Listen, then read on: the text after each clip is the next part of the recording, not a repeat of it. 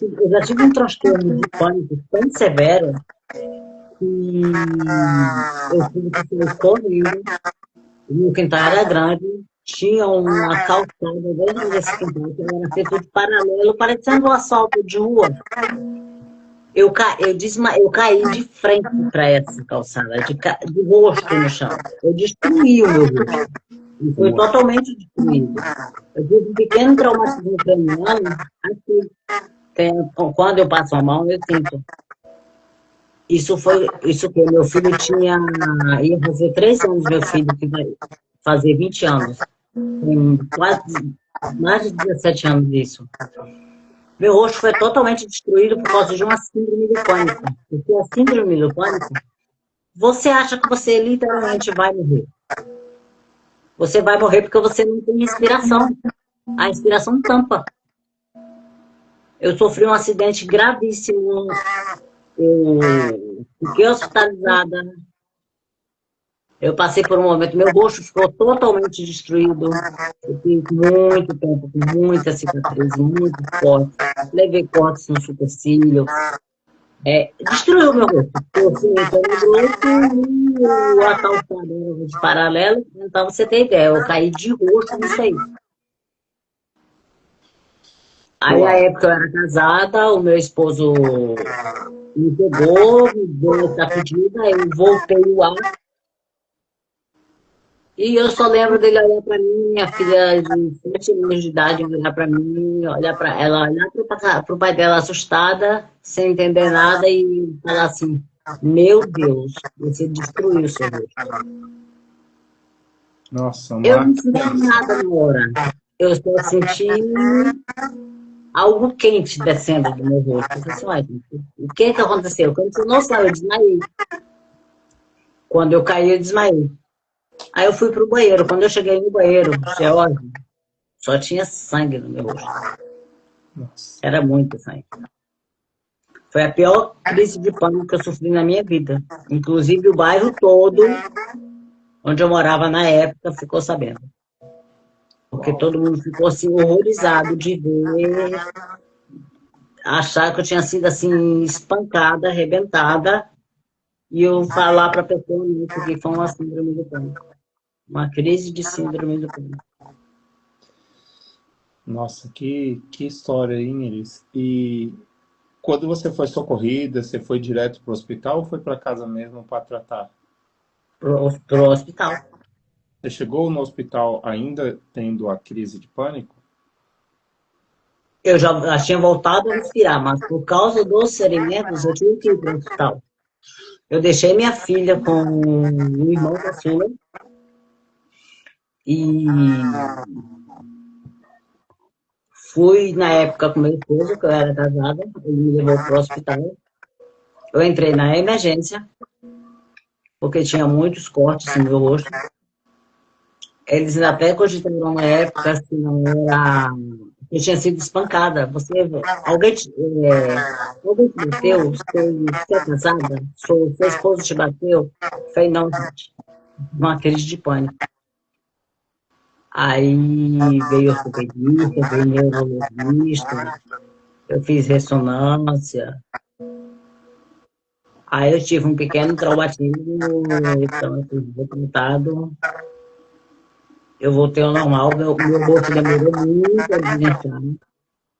Por sorte, eu não quebrei os dentes, pelo menos os dentes foram poupados, mas foi uma barra, tá? Eu imagino o quanto foi difícil. Essa foi a primeira ou foi uma das muitas que já houveram? Uma das muitas. Há pouco tempo eu sofri outra. Eu Outra pensei que eu ia que morrer, literalmente. Tem o quê? Vai fazer 2 meses que eu sofri uma crise de pânico, que eu só lembrei de pegar a chave da porta, eu estava sozinha em casa. Eu só lembrei de pegar a chave do portão e sair correndo para a rua, para a casa da vizinha do ao lado, que é muito minha amiga e sabe de todos os problemas de saúde que eu tenho, para tocar a campainha dela, porque chamar eu não conseguia, falar eu não conseguia. ligar, mandar mensagem, não tinha a menor possibilidade, porque eu não respirava, porque eu vou tocar a campainha e vou sair lá.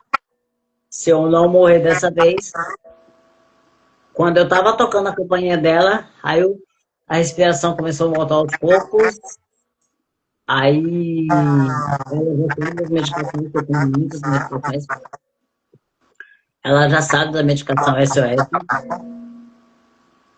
Quem convive perto de mim, igual os meus filhos, eu vou escutar nada mais.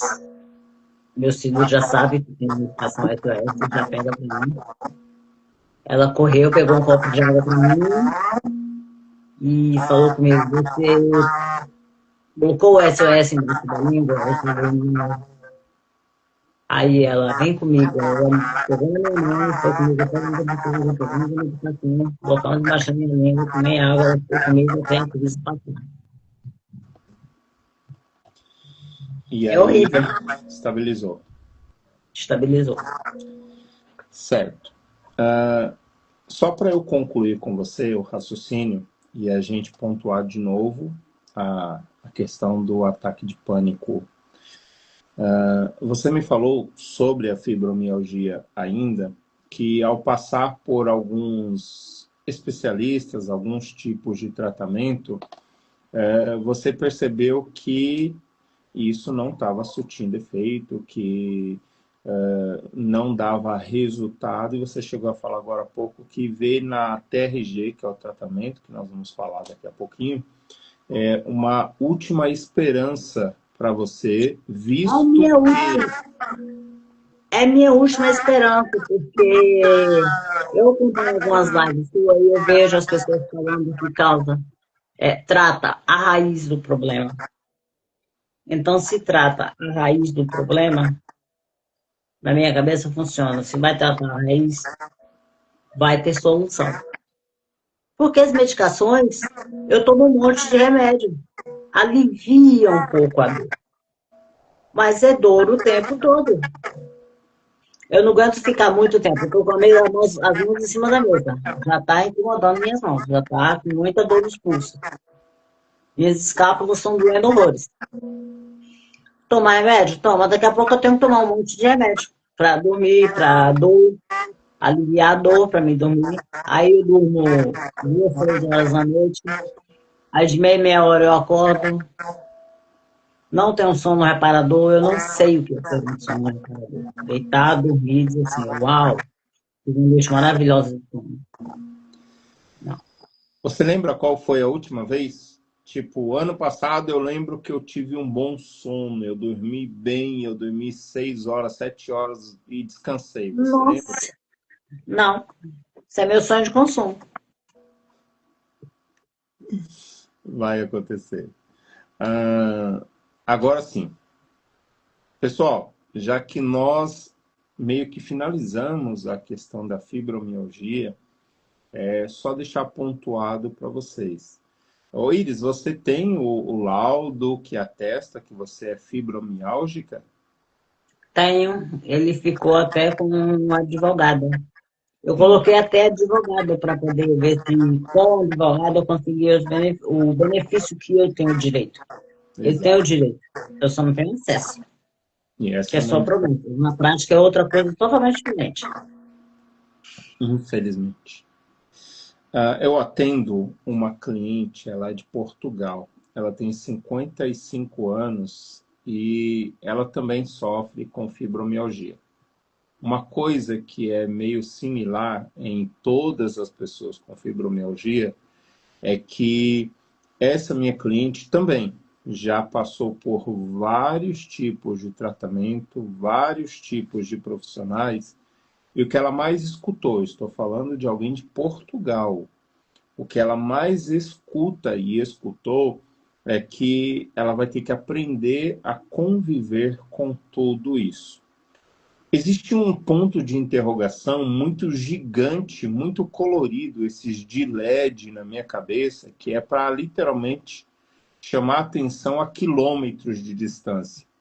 E a pergunta é exatamente essa: como uma pessoa vai ter que aprender a conviver com dor, a conviver com exaustão, a conviver com um cansaço que parece que não tem fim, a conviver com um combo de medicamentos diferentes que se conseguem ajudar no começo, com um tempo muito rápido ele para de ajudar porque o organismo acostuma e ele começa a Sim. causar mais mal do que propriamente ajudar. Como essas pessoas vão se acostumar com o sofrimento? Como eu ouvi isto e é desumano dizer para uma pessoa, olha, nós só vamos te dar uma medicação, ela vai amenizar esse sofrimento para que a sua qualidade de vida se torne melhor. Qual qualidade de vida, gente? Qual é a qualidade de vida que uma pessoa com fibromialgia tem em deitar? Se está com menos dor, ou mais dor sendo uma crise, não importa. Está com dor. E a dor, ela te desconcentra. A dor, ela te tira do prumo. A dor, ela faz você ficar estressada, alterada. A dor faz com que você não raciocine e tome decisões coerentes. Dizer para uma pessoa com fibromialgia que ela tem que conviver, ou que ela tem que aceitar isto, é olhar para a história da ciência e rasgar o que a ciência já comprovou. E o que a ciência comprovou no que diz respeito a transtornos emocionais, a fibromialgia, que existe uma raiz por detrás disso.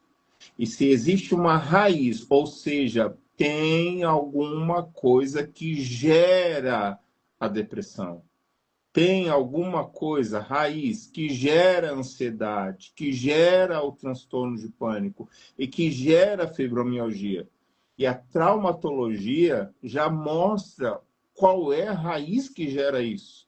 São os transtornos emocionais causados no decorrer da vida da pessoa. E quando a gente, Iris, fala de transtornos emocionais, nós não estamos falando o que foi nos apresentado. Transtornos são simplesmente coisas grandiosas. A morte de uma pessoa que eu sempre amei. Um rompimento de um relacionamento que eu fiquei ferido. Não. Transtorno emocional tem a ver com grandes transtornos e pequenos e recorrentes situações que fazem com que eu tenha o meu sistema nervoso desregulado porque eu não reprocessei aquele momento de forma profunda e literalmente resolvi aquele quadro. Aqui nós estamos falando de crianças que vieram de lares abusivos e elas não sabem dizer o porquê têm ansiedade com 10 anos de idade. Os pais não sabem explicar porque uma criança de 12 anos já tem depressão profunda. Existe uma raiz. E não vou explicar aqui, claro, a minha conversa é com você, Iris, e ouvir a sua história. Mas, gente, se existe uma raiz, essa raiz cientificamente já foi comprovada, e existe acesso a resolver esse problema, por que é que o sistema vai continuar batendo na ideia de que não tem solução, de que não tem como resolver, de que não tem o que chamam de cura? Esse contexto lá na frente eu vou falar de forma diferente, mas que chamam de cura. A bem da verdade é que já existe solução, não é simplesmente amenizar. Já existe solução para pessoas que sofrem com transtorno emocional, que sofrem com fibromialgia, para que, literalmente, essa raiz seja resolvida. E é essa proposta que nós vamos levar para a Iris, e é isso que nós estamos fazendo. Com vários clientes, nós usamos a ferramenta da TRG, que é a terapia de reprocessamento generativo, que acessa a raiz desse problema. E acessando a raiz desse problema, a gente consegue resolver o que o sistema nervoso não deu conta de resolver. E resolvendo, a pessoa começa a ter o corpo e o próprio sistema nervoso voltando para o seu estágio de funcionamento natural. porque nós somos criados com um sistema nervoso coerente e saudável.